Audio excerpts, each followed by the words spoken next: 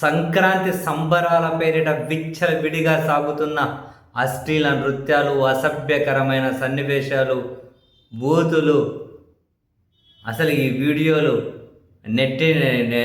నెట్టింట మునిగిపోయాయి. సోషల్ మీడియాను ముంచేస్తూ ఉన్నాయి అవన్నీ.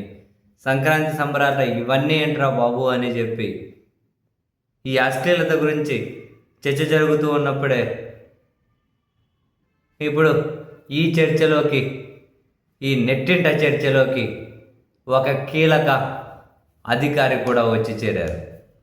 స్వయాన ముఖ్యమంత్రి చంద్రబాబు నాయుడు గారు ప్రాతినిధ్యం వహిస్తున్నటువంటి కుప్పం నియోజకవర్గం ఆ సమాచార ప్రసార శాఖ ఐఎన్పిఆర్ ఏదైతే ఉందో ఐఎన్పిఆర్ అధికారిక వాట్సాప్ గ్రూప్లోకి చిత్తూరు జిల్లా ఐఎన్పిఆర్ డిప్యూటీ డైరెక్టర్గా ఉన్నటువంటి ఒక వ్యక్తి అశ్లీల ఫోటోలు, వీడియోలు ఆ నంబర్ నుంచి అప్లోడ్ అయ్యాయి.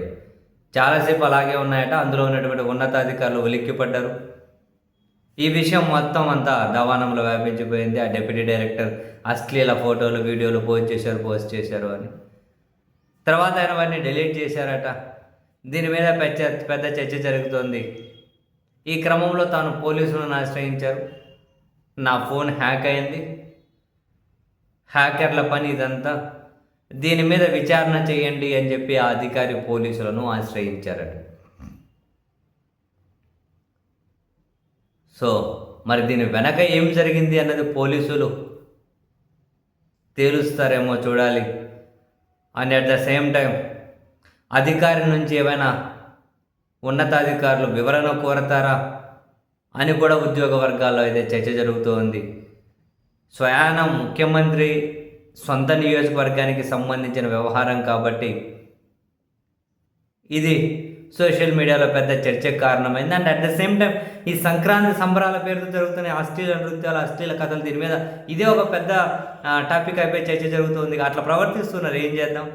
అశ్లీల డ్యాన్సులు చేయించుకుంటూ వాళ్ళకి డబ్బులు ఇచ్చి చివరికి టాప్లెస్గా చేయండి అని ఇంకా అంత దారుణంగా దిగజారిపోయి ఏం మాట్లాడతాం? దీని మీద పెద్ద చర్చ జరిగేసరికి ఒక అధికారి కూడా వాట్సాప్ గ్రూప్లో ఎలా పోస్ట్ చేశారు అనేది ఒక బిగ్ న్యూస్ అయిపోయింది. మరి పొరపాటున చేశారా? నిజంగా హ్యాకర్ల పనేనా? ఏమో తెలియదు. దాంట్లో కొందరు మహిళా అధికారులు కూడా ఉన్నారట. ఒక్కసారిగా ఉలిక్కిపడ్డారట. అది ఐఎన్పిఆర్ డిప్యూటీ డైరెక్టర్, అంటే జిల్లా స్థాయి అధికారి. ఏం జరిగిందో తెలియదు. తనైతే పోలీసులను ఆశ్రయించారు. మరి తేలుస్తారా? లేకుంటే ఏమన్నా అధికారి వైపు నుంచి ఎక్కడైనా తప్పు జరిగిందా? చూడాలి.